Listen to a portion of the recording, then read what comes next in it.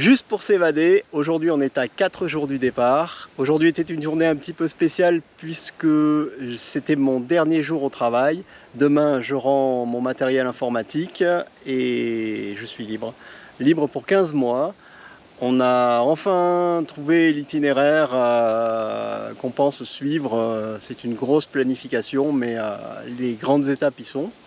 Et je vais vous présenter ça avec une petite animation parce que sur 15 mois c'est quand même un petit peu compliqué.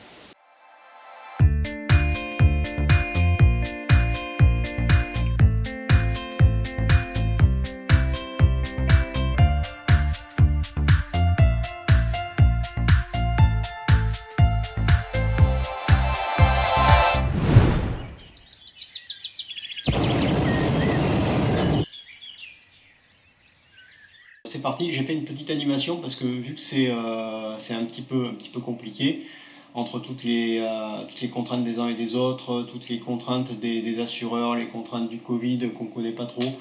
Donc j'ai fait une petite animation pour vous montrer ça. Alors tout commence à Toulouse, on va commencer notre voyage par passer par Mandelieu, voir mes parents, puis ensuite on va monter en Allemagne.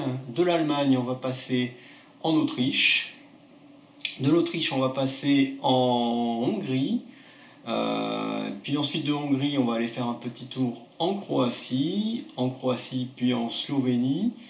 Et là, il sera déjà courant décembre et on va commencer la grande descente de l'Italie pour aller jusqu'en Sicile. De la Sicile, on passera en Grèce, on espère y être au mois de février à peu près l'année prochaine.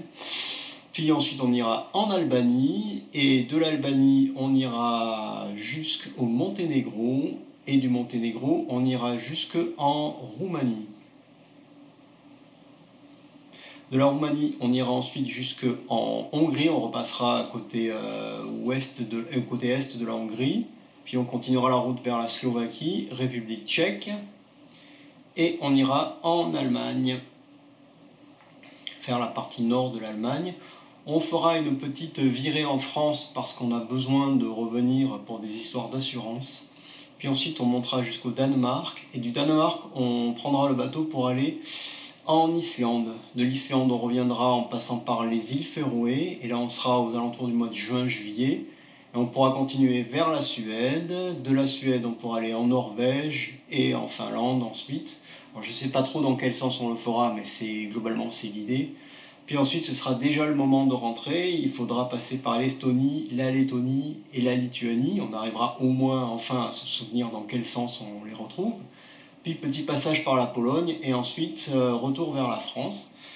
S'il nous reste du temps, on ira faire un petit tour en Espagne et au Portugal éventuellement. S'il nous reste un petit peu de temps, et si on n'a plus de temps, on reviendra à Toulouse.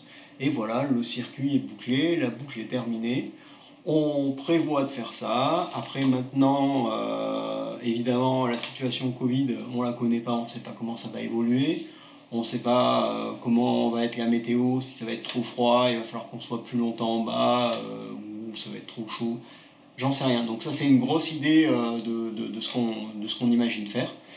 Et puis il va falloir nous suivre pour savoir où est-ce qu'on peut s'évader.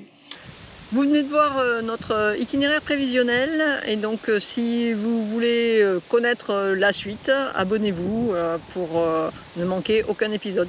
À bientôt.